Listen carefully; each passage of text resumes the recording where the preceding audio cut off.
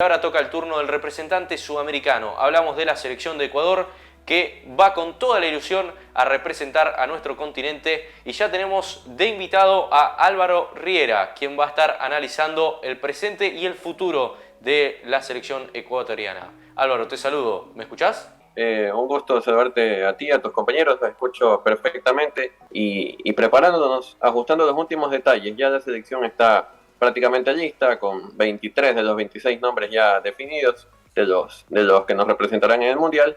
Uno que otro por allí está en duda en ciertas posiciones.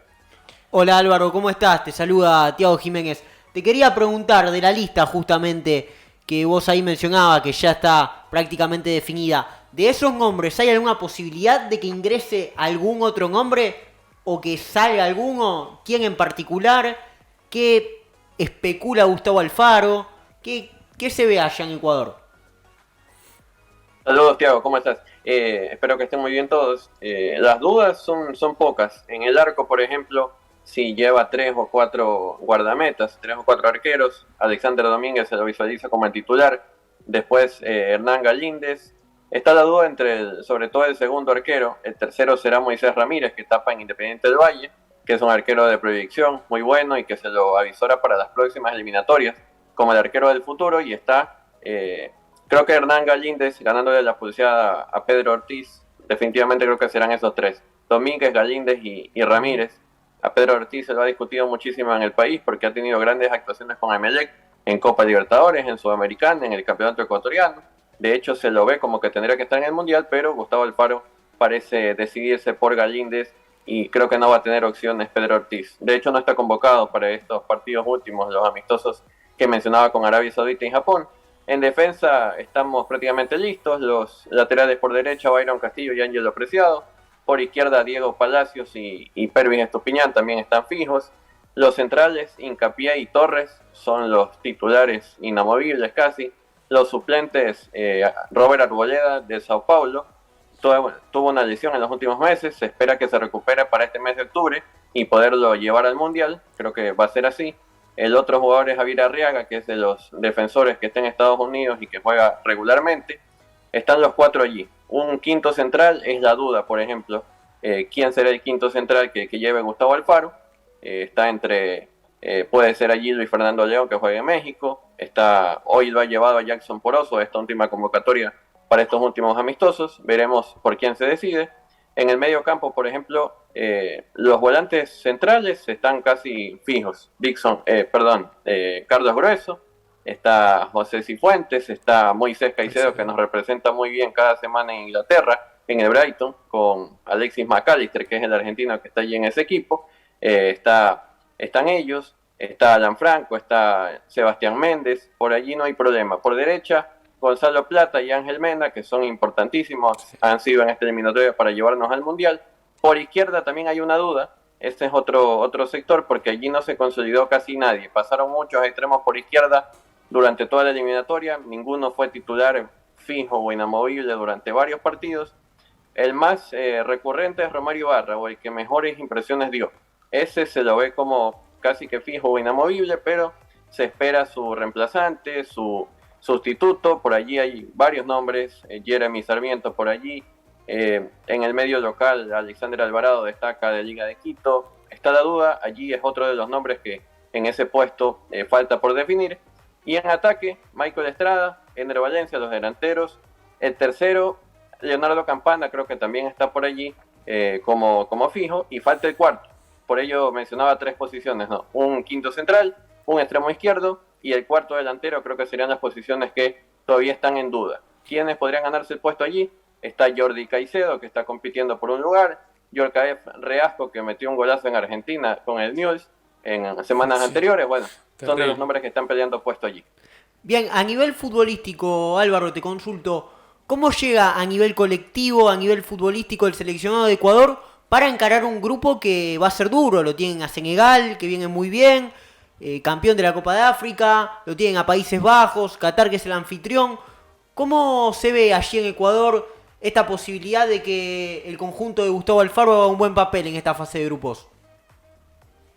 Bueno, dentro de lo que mejor hicimos o de lo que mejor no fue en la eliminatoria fue la parte defensiva. Gustavo Alfaro es de que esos equipos se arman de atrás para adelante. En defensa recibimos muy poca cantidad de goles en los últimos partidos. Creo que es uno de nuestros puntos altos. En las primeras fechas nos marcaron de pelota detenida, por penales. Creo que en defensa estamos muy bien. En el medio campo también tenemos muy buenos iniciadores de juego. También extremos por las bandas. Me parece que la deuda quedó un poquito allí, es las llegadas, habilitar mejor a nuestros delanteros, a Ener Valencia o a Michael Estrada. No se vio muchas jugadas elaboradas o colectivas, creo que en eso tendría que trabajar Gustavo Alfaro en estos últimos partidos, pero de los puntos altos, lo que mencionaba, la parte defensiva, sacar muchísimos jugadores jóvenes, Moisés Caicedo, Gonzalo Plata, que fueron de esa sub-20, que quedó tercera en el Mundial con Ecuador, la sub-20, que quedó tercera en el Mundial, promovió muchísimos de esos jugadores jóvenes, Gustavo Alfaro, para esta selección mayor, y con ellos llegamos al Mundial. Son de las cosas buenas, de los puntos altos, y lo otro, lo a corregir es la falta de juego asociado o la generación de llegadas de gol, y también yo diría la concentración a corregir, a mejorar en los arranques de los partidos, que nos marquen goles, terminando los primeros tiempos también, iniciando el segundo tiempo, y en los finales de los partidos nos costó cerrar los partidos y también arrancar con mayor concentración los mismos y que no nos peguen de entrada. Pero de allí, Ecuador, ¿cómo se lo ve? Como una selección que puede competir en el Mundial, repetir la actuación anterior, que la mejor, que fue en el 2006 en Alemania, que fue llegar a octavos de final. Se ve como que podemos llegar allí, pelear el partido con Qatar y buscar ganarlo. Con Países Bajos será muy difícil sumar, sinceramente, y con Senegal sí, buscar sumar, alcanzar 4 puntos al menos para pensar en clasificar a la siguiente ronda. Muy bien, Álvaro. No puedo evitar preguntarte en torno a la polémica que giró durante estos últimos meses de Byron Castillo, un jugador que estuvo ahí en el centro de la tormenta, pero que finalmente todo parece indicar que la selección ecuatoriana va a estar allí en Qatar disputando la Copa del Mundo. ¿Cómo lo vieron todos de Ecuador? ¿Estuvieron todo el tiempo tranquilos? ¿Tenían incertidumbre? La verdad, en las últimas horas que se dio el último recurso de la selección chilena, que fue a la FIFA, en los últimos recursos creo que hemos estado bastante tranquilos, porque se han hecho ya un montón de audiencias. En todas ha salido a la luz que Byron Castillo no ha tenido ningún problema de nacionalidad, que ha sido ecuatoriano. La justicia ecuatoriana lo ha declarado de esa forma. Las investigaciones también, y numerosas investigaciones que se han hecho, no han fallado a favor de Ecuador. En lo particular, en las primeras sí nos causó preocupación de que pudiera haber una sanción y de que no fuéramos a jugar el Mundial, pero en las últimos dos recursos ya de la selección chilena estábamos completamente seguros de que no iba a pasar absolutamente nada, y como terminó pasando, se esperaba de que el último recurso la FIFA lo analizara y lo diera a conocer luego de 30 días, y miren, al día siguiente ya dio la sentencia. Se esperaba que sea en mucho más tiempo, que se tome más tiempo en analizar ese tema, pero al día siguiente ya salió la resolución, desestimaron el recurso de Chile y estamos en el Mundial. Sobre Byron Castillo, ha jugado normalmente con el equipo de León en México todos los fines de semana.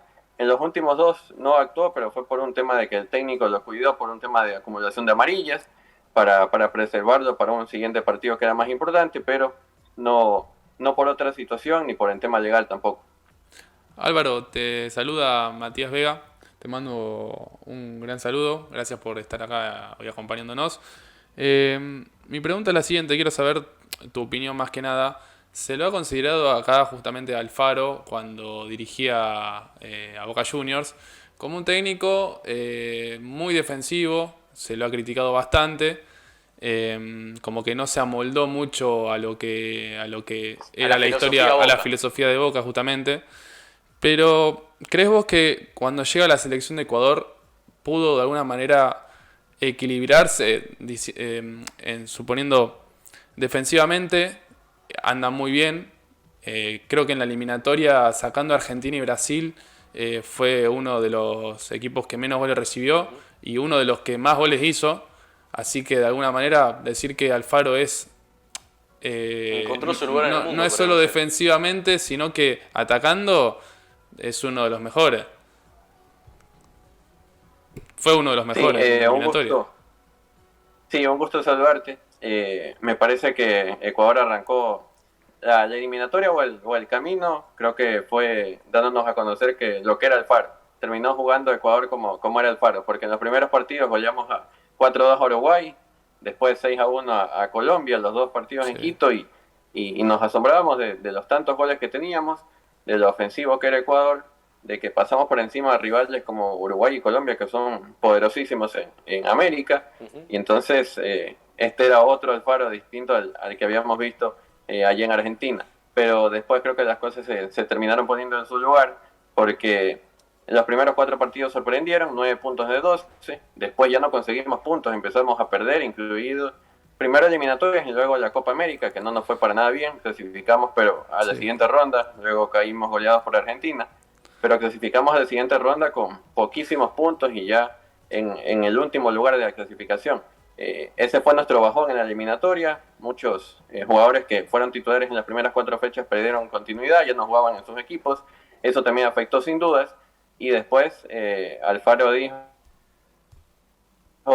lo primero que hay que hacer, que no nos marquen goles, sumar la mayor cantidad de puntos para llegar al Mundial. Lo primero es mantener el cero en nuestro arco. Si mantenemos el cero en nuestro arco, no vamos a perder, vamos a sumar puntos y después nuestros delanteros pueden marcar la diferencia en ataque. Tenemos goleadores, tenemos a Ener Valencia, a Estrada, tenemos a Plata, que es extremadamente desequilibrante. Entonces se terminó viendo al Ecuador de Gustavo Alfaro como lo conocemos en Argentina. Defensivo, cuidar el cero en su arco, ser sólido atrás y después que nuestros jugadores, nuestros delanteros, volantes ofensivos que tienen muchísima calidad, marquen la diferencia en ataque. Y así terminamos clasificando al Mundial. Muy merecidamente. Muy bien. Antes de despedirte, la pregunta que inevitablemente tengo que hacer es: ¿Virgil van Dijk o Memphis Depay probablemente sean la principal figura de Países Bajos o de Holanda? La principal figura de Senegal, de quien vamos a hablar brevemente, es Sadio Mané. Como todos ya sabemos, delantero muy popular, de los más destacados del fútbol europeo. ¿Cuál es la principal figura que tienen allí en Ecuador? Aquel que la gente dice, este es nuestro Messi, por decirlo de alguna manera. Te diría que no es una. La figura, por supuesto, principalmente es el equipo, porque ha compactado un buen equipo colectivamente, Gustavo Alfaro. Pero sí, tenemos de los jugadores más importantes o que son más reconocidos a nivel mundial. Y son 3, me parece que son 3. Claro. En defensa o en cada línea. En defensa es Piero Hincapié, destacadísimo desde la Copa América. Es un defensor excelente, creo que se lo ha destacado en toda la eliminatoria como uno de los mejores de la eliminatoria. Cada partido juega mejor. En el Bayer Leverkusen es regular y juega de lateral izquierdo, más que de central, que eso sí, en esa posición juega en Ecuador en las eliminatorias. Ese es uno. El otro es Moisés Caicedo, que lo destacan, pero siempre en Inglaterra, en la Premier League. Gran jugador. Tiene una gran técnica. Salió de Independiente del Valle, ¿no? Sí, salió de Independiente del Valle, correcto. Y ese es otro, y nuestro más desequilibrante, que no lo pueden parar, que elude 2, 3, 4, 5 jugadores, no lo pueden detener solamente con falta, que es Gonzalo Plata, que juega en el Valladolid de España. Así que esos 3 creo que son nuestra columna vertebral, nuestras piezas fundamentales. Y por supuesto, la experiencia de Alexander Domínguez en el arco, que es fundamental. Álvaro. Alfaro me quedé con Alfaro. Álvaro, la última antes de despedirte, rápido. ¿Nos podrás definir el juego del seleccionado de Ecuador en una palabra? Me parece que solidez. Y la solidez tiene que ver con la defensiva, sobre todo. Perfecto. Bueno, muchísimas gracias. La mejor de las suertes para Ecuador, que es una de las 4 representantes que estará allí en Qatar para Sudamérica, para Conmebol, que ha hecho una gran eliminatoria y que me parece que, además de Argentina y Brasil, en los últimos 20 o 25 años viene siendo probablemente la mejor selección, ¿no? Ha sido bastante regular. Sí, por supuesto. Un gusto haberlos podido acompañar, aportar en su programa. Y bueno, que les vaya muy bien a ustedes en el día a día, que estén muy bien y por supuesto que le vaya muy bien a Argentina en el Mundial también. Muchas gracias, Álvaro. Fuerte abrazo, Álvaro. Saludos. Nos estamos viendo. Bueno, nos despedimos. Ahí pasaba entonces Álvaro Riera, representante dentro de los invitados que van a acudir a nuestro programa, Minuto 94, un lujo del cual podemos permitirnos. Sí, seguramente lo vamos a tener nuevamente. De su selección. Seguramente Seguramente lo vamos a tener nuevamente acompañándonos aquí en este ciclo rumbo a Qatar.